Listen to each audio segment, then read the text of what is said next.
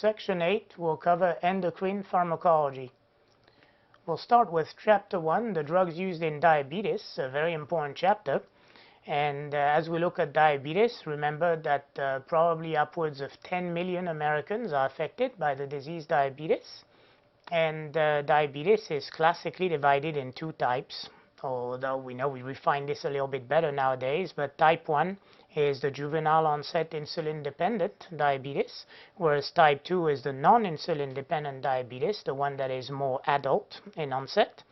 In the type 1, we have an autoimmune destruction of beta cells of the pancreas, probably secondary to a viral infection, maybe to a Coxsackie virus.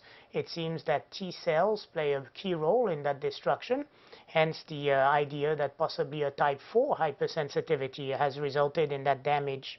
Because of the loss of pancreatic beta cell, there is an absolute dependence on insulin for a type 1 diabetic.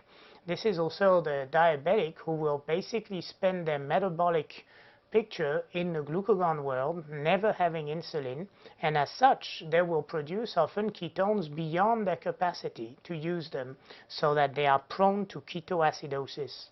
In a type 2 diabetes, often in the history there is an issue with being overweight, and progressively, in spite of generally adequate levels of insulin, a decreased response to this insulin. It has been long associated with an issue with the receptors to insulin, and rather than a receptor change in number, it seems to be in the signal transduction of these receptors that there is a disconnect somewhere, so that insulin no longer gives its responses to cells. This is not a diabetic who is really ketoacidosis prone until very late in the disease. It is rather a diabetic who could develop hyperosmolar coma from the high levels of glucose they can achieve in the blood.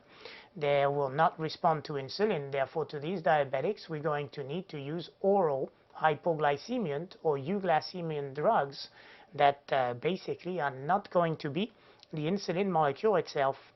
Well, first, let's imagine what could be in pharmacology about insulin. And don't forget, really, most insulin questions you'll encounter the day of your boards will have to do with the biochemistry and the regulation of carbohydrate and lipid metabolism. But as far as using insulin as a drug, there are different forms of insulin, basically with Lispro and regular being the only forms that can be used IV because they are solutions. And as solutions of insulin, you would expect them to have a rapid onset within minutes, literally. Peak action is in 2 to 4 minutes IV. If it was used subcutaneously, it would take potentially half an hour to have an onset. And then literally within about 3-4 hours or so, it would go away. Don't learn these numbers as if they were etched in stone. You know, it will depend on the patient, his or her size, what they've eaten, what time of day they're using the insulin. The idea is for the patient to literally learn how to titrate himself or herself with the insulin. Nonetheless, only Lispro and regular can be used IV. All the other insulins are going to be suspension. Before we leave this IV insulin, here is glargine. Glargine is an insulin analog which has no peak. As a peakless insulin, the idea is to administer this glargine and have a background level of insulin with no risk of hypoglycemia due to the fact that there is no peak. So look, its duration is greater than 24 hours. In physiology, insulin is always present in our blood. It is true that there are spikes of insulin after each meals, but even in between meals, insulin is present. As a matter of fact, hormones such as glucagon, such as epinephrine, can actually trigger some insulin release. And the whole idea is we always need some presence of insulin, even at low level, to allow a proper glucose uptake by certain tissue, such as adipocyte, fast twitch skeletal muscle, and also simply to run the carbohydrate degradation in key tissues. Glargine, as an insulin with no peak, is used to supply a constant background level, as we said, looking at the table. But overall, how does insulin work? Insulin, if you remember your biochemistry, binds to membrane receptors which are not G-protein linked. They belong to the family of tyrosine kinase coupled receptors, just like growth factor receptors. That tyrosine kinase activity first autophosphorylate the receptor, then allows the binding of IRS1, if you recall your biochemistry, which then itself gets phosphorylated, then allowing the binding of SH2 domain proteins, which once themselves phosphorylated result in all kinds of changes in enzyme activity, with particularly the activation of phosphatases, so that enzymes that are rate limiting in pathways are generally dephosphorylated by the presence of insulin to be either turned on or turned off, and also some changes in gene expression. Some famous genes that are induced by insulin, for example, involve genes such as lipoprotein lipase, such as fatty acid synthase, such as glucokinase in the liver and beta cells of the pancreas. So I'm referring you here to your biochem, and don't underestimate, of course, your metabolic section of biochemistry. In your clinical correlate, there are words about ketoacidosis, a catastrophic event that will plague type 1 diabetic.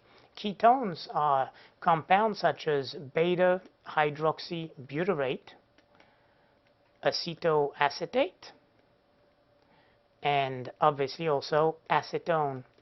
Acetone is not useful to deliver energy, being that it's too volatile. It is breathed out, and it is the acetone that is responsible for the fruity breath of someone with ketoacidosis.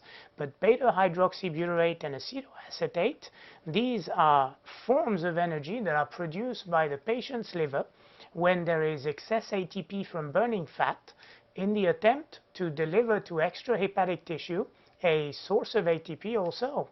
Beta-hydroxybutyrate can give rise to NADH and 2-acetyl-CoAs.